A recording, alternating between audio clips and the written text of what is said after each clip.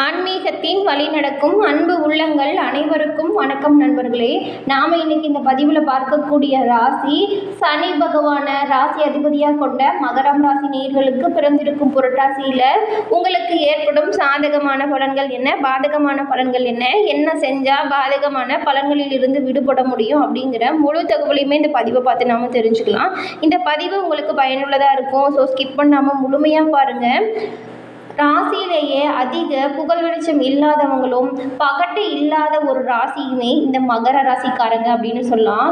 ஆட்டுத்தலையும் மீன் போன்ற உடல் அமைப்பையும் கொண்ட மகரம் ராசிக்காரங்க அவங்களோட குணாதிசயம் எப்படி இருக்கும் அப்படிங்கிறத முதல்ல பார்த்துடலாங்க. மகரம் ராசி ஒரு நில ராசி. இவங்க இதர நில ராசியான ரிஷபம் மற்றும் கன்னி ராசி கூட அதிகமாக பொருந்தி போவாங்க. இவங்களது நட்பு வட்டாரங்களில் கூட கேட்டு பாருங்க, கண்டிப்பாக இந்த ராசிக்காரங்க அதிகமாக இருப்பாங்க. இவங்களை போன்றவே சூழலுக்கேற்ப பொருந்தி போகக்கூடிய சகிப்புத்தன்மை நிறைந்த மனிதர்களை நம்ம வேறு எங்கேயுமே பார்க்க முடியாது. அவ்வளவு சகிப்புத்தன்மை இவங்க கிட்ட இருக்கும்.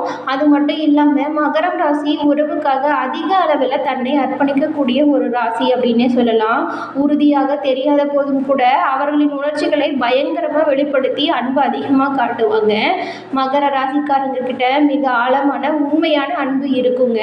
அவங்க தன் அன்பை உங்களிடம் ஆளுமையின்றி வெளிப்படுத்துறத உணர முடியும். உண்மையிலேயே எந்த ஒரு எதிர்பார்ப்பும் இல்லாமல் நேசிக்கக்கூடியவங்க யாருன்னா இந்த மகரம் ராசிக்காரங்களை நாம் சொல்லலாம். இந்த மகரம் ராசிக்காரங்க பெரும்பாலுமே அதிகபட்சமாக மற்றவங்களோட வாழ்க்கையில் ஒரு ஊன்றுகோலாக இருப்பாங்க. ஏன்னா மற்றவங்களுக்கு எது நல்லது, எது சரி, எது கெட்டது இதெல்லாமே சொல்லி அவங்களோட வாழ்க்கையில் சிறந்த ஒரு எடுத்துக்காட்டாக விளங்கக்கூடியவங்க இந்த மகரம் ராசியை சேர்ந்தவங்களாக இருப்பாங்க. இவ்வளவு சிறப்பு குணம் கொண்ட இவங்களுக்கு நிறைய மற்றவங்களுக்கெல்லாம் சொல்கிறது நடக்கும், அறிவுரை எல்லாமே கரெக்டாக இருக்கும். ஆனால் இவங்களோட வாழ்க்கையில் நிறைய இவங்களுக்கு கஷ்டங்கள் வரும். அதுக்கு எல்லாமே என்ன காரணம் அப்படின்னு பார்த்தா, நீங்கள் எல்லாரையுமே நல்லவங்க நம்புறது மட்டும்தாங்க உண்மையான காரணம். நீங்கள் வரவங்க போகிறவங்க எல்லாமே நல்லவங்களாக இருப்பாங்கன்னு சொல்லிட்டு யதார்த்தமாக இருக்கிறீங்க இல்லையா, இதனாலேயே உங்ககிட்ட நிறைய பேர் சாதகமாக அவங்களுக்கு தேவையான வேலைகளை நடத்திப்பாங்க. அதுக்கப்புறம் தான் நீங்கள் எவ்வளவு முட்டாள்தனமாக நாம் இருந்துட்டோம் அப்படிங்கிறத யோசித்து கவலைப்படக்கூடிய மாதிரி இருக்கும். நிறைய விஷயங்களில் கண்மூடித்தனமாக எல்லோரையுமே நம்புறதை மட்டும் நீங்கள் உங்களோட வாழ்க்கையில் கொஞ்சம் மாற்றிக்கிட்டிங்கன்னா ரொம்பவே சிறப்பான வாழ்க்கையை நீங்கள் வாழ முடியுங்க.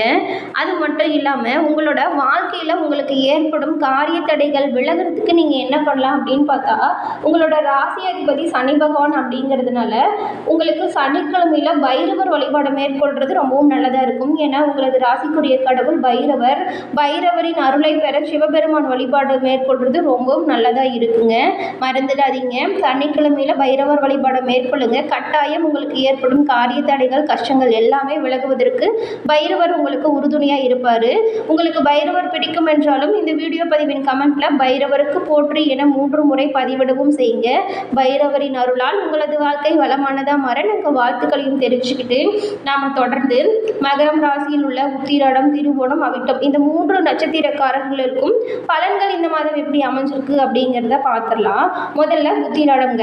நீதிக்கு கட்டுப்பட்டு வாழ்ந்து வரும் இவங்களுக்கு பிறந்திருக்கும் இந்த மாதம் ஒரு நன்மையான மாதமாக அமைஞ்சிருக்குன்னு சொல்லலாம். ஏன்னா உங்களோட நட்சத்திர நாதன் குடும்பத்தில் நெருக்கடிகள் இருந்தது எல்லாமே போக்க போறாரு.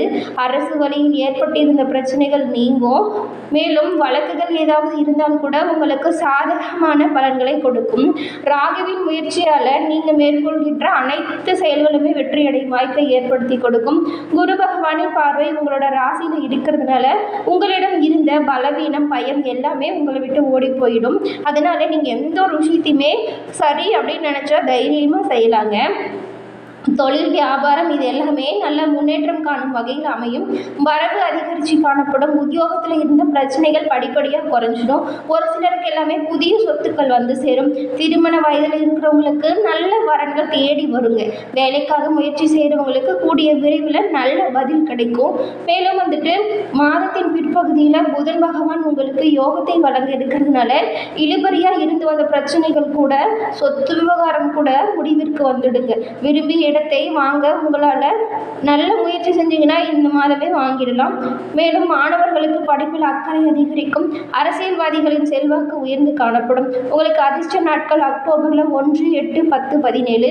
உங்களோட வாழ்க்கையில் ஏற்படும் காரிய தடைகள், அதாவது மகரம் ராசியில் உள்ள உத்திராடம் நட்சத்திரக்காரங்க, உங்களோட வாழ்க்கையில் ஏற்படும் காரிய தடைகள் விலக பரிகாரமாக என்ன பண்ணலாம் அப்படின்னு பார்த்தா, சூரியனை வழிபட்டு வருவதன் மூலம் உங்களது வாழ்க்கை வளமான வகையில் செல்றது நீங்கள் கண்கூட காண முடியுங்க.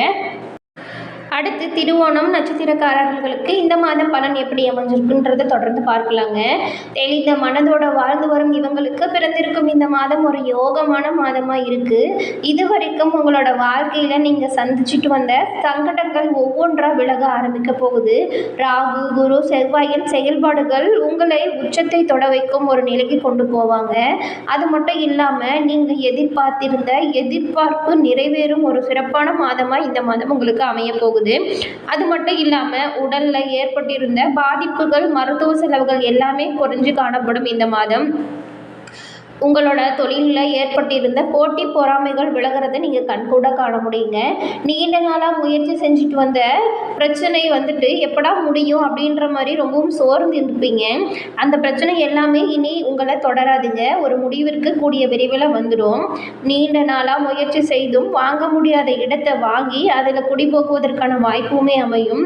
முடங்கி கிடந்த தொழில் நல்ல முன்னேற்றம் தரும் வகையில் அமையும். வருமானம் அப்படிங்கிறது இதுவரைக்கும் இருந்ததை விடவே நல்லா இருக்கும். அதுக்கு நீங்க என்ன பண்ணனா, உங்களது தொழில் வளர்ச்சிக்கு என்ன செய்யணுமோ அதை கொஞ்சம் கஷ்டப்பட்டு தீவிரமா சரியான முறையில் செஞ்சீங்கன்னா ரொம்பவும் நல்ல பலன்களை பெற முடியும்.